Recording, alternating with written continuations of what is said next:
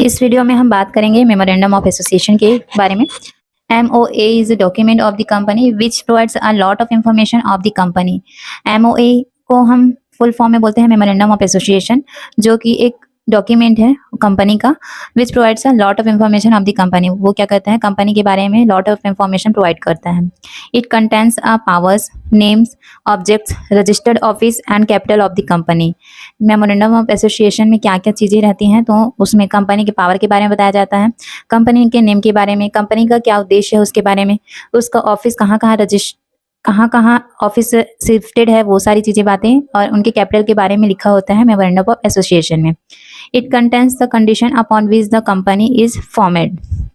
It contains the condition upon which the company is framed या formed. Company किस reason से या किस स्थिति में बना है, ये सारी बातें जो है मेमोरेंडम ऑफ एसोसिएशन में शामिल होती हैं। The MOA is one of the basic or a principal documents which is required to be originally framed by every company and filed with the registrar for registration। MOA हर एक company के द्वारा originally prepare किया जाता है, कोई उसका duplicate नहीं चलेगा या कोई नकली माल नहीं चलेगा। यहाँ पे ओरिजिनल प्रिपेयर किया जाता है MOA and filled with the registrar for registration. Registration के लिए जो है रजिस्ट्रार के हेल्प से ये फिल किया जाता है MOA। तो ये MOA था। According to the section 256 of company act 2013, it can be altered only according to the provision made. तो कंपनी एक्ट 2013 के सेक्शन 2 के अंतर्गत 56 में हम ये कह सकते हैं कि जो भी MOA में हमने नेम वगैरह ऑब्जेक्ट्स वगैरह बताए हैं, उनको सुधार भी किया जा सकता है, कि मतलब नेम चेंज किया जा सकता है या उनका जो ऑब्जेक्टिव था उस पर भी थोड़ा सा चेंज या सुधार लाया जा सकता है। तो इस तरीके से जो फैसिलिटी है वो होना चाहिए। कंपनी एक्ट 2013 के सेक्शन 256 में वर्णन है। Memorandum of Association is the charter of the company which defines the limits of its power। Memorandum of Association is the charter of the company। ये कंपनी का चार्टर होता है which defines the limits of its powers। वो क्या बताता है, charter of the company है memorandum of association company का, जो कि कंपनी के पावर की सीमा को निर्धारित करता है कि कितना पावर तक वो क्या कर सकता है, उस कंपनी में अपना नाम पावर बनाए रखता है। ये according to Justice Charlesworth के द्वारा है। This definition is given by Justice Charles Worth। It is also describes the scope of operation of a company। जो मेमोरेंडम ऑफ एसोसिएशन है वो कंपनी के जो भी बिजनेस चल रहा है उसके स्कोप को भी बताता है, उसके क्षेत्र को भी बताता है। Memorandum of association provides information to outsiders such as the creditors, suppliers, etc. to know the limitation and scope of a company's dealings। It is also known as the doctrine of outside management। Outdoor management, doctrine of outdoor management भी कहलाता है आपका memorandum of association. And memorandum of association क्या provide करता है, information provide करता है outsider के लिए, जैसे कि क्रेडिटर्स के लिए, सप्लायर्स के लिए एंड आदि, इन सभी के लिए जो है उनके स्कोप एंड लिमिटेशंस को बताता है मेमोरेंडम ऑफ एसोसिएशन। अब हम बात करते हैं features of MOA। First feature है फंडामेंटल डॉक्यूमेंट। मतलब MOA एक फंडामेंटल डॉक्यूमेंट होता है। Charter of the company, MOA company का चार्टर भी होता है। Essential for every company for registration. ये जो MOA है हर कंपनी के लिए जरूरी होता है रजिस्ट्रेशन के वक्त। तो MOA is essential element for any company या for every company. It contains objects of the company. MOA क्या करता है, कंपनी के जो मेन उद्देश्य हैं उनको कंटेन करके रखता है। Laid down limitation of power. जो MOA है वो क्या करता है, कंपनी की कितनी पावर है उसको भी लिमिट या फिर बताता है। तो ये less down limitation of A power. And 6th point, public document. जो MOA है एक बेसिकली पब्लिक डॉक्यूमेंट है, फंडामेंटल डॉक्यूमेंट है, इसी को हम प्रिंसिपल डॉक्यूमेंट भी कहते हैं। तो ये पब्लिक डॉक्यूमेंट है।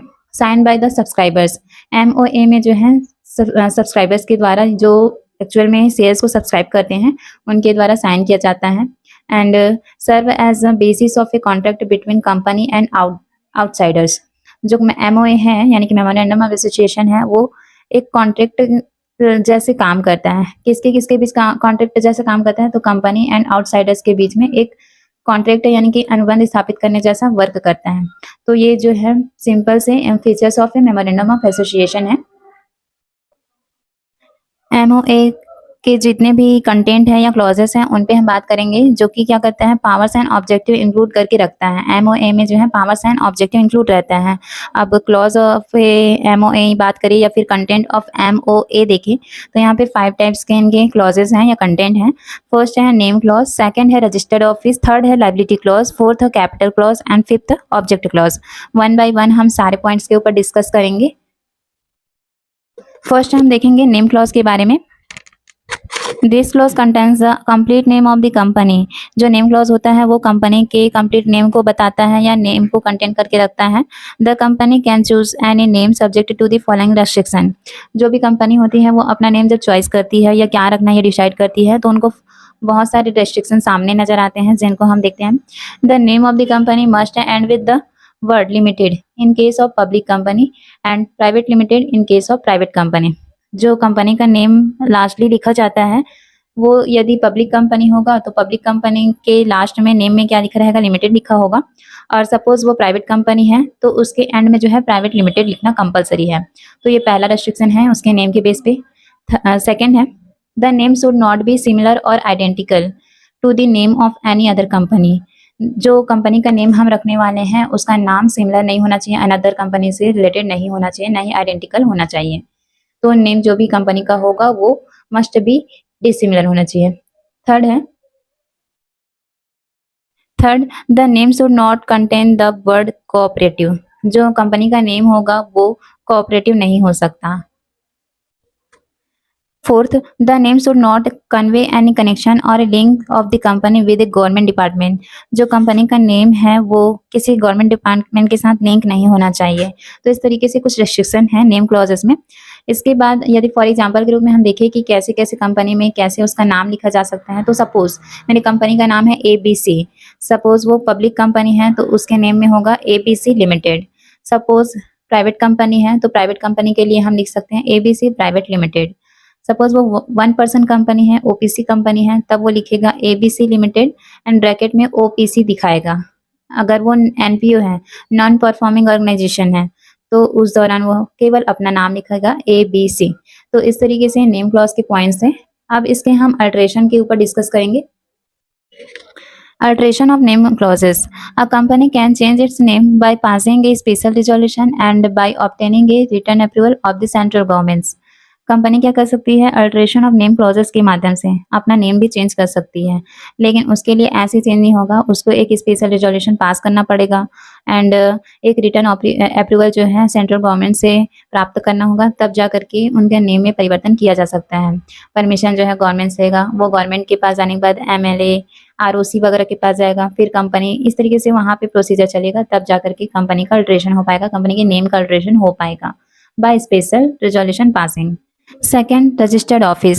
This clause contains the name of the state in which registered office of the company is to be situated. Registered office means company का जो ऑफिस है वो कहाँ पे है, किस स्टेट पे है, उसके बेसिस पे हम बात करेंगे। तो name of the state in which registered office of the company is situated, उस स्टेट का नाम मेंशन होगा इस क्लॉजेस के अंतर्गत। The registered office is a place where all the important document of the company are kept. Company का जो registered office है वो जहाँ पे भी रहे उसके पास सारे इंपॉर्टेंट डॉक्यूमेंट रखे हुए होने चाहिए।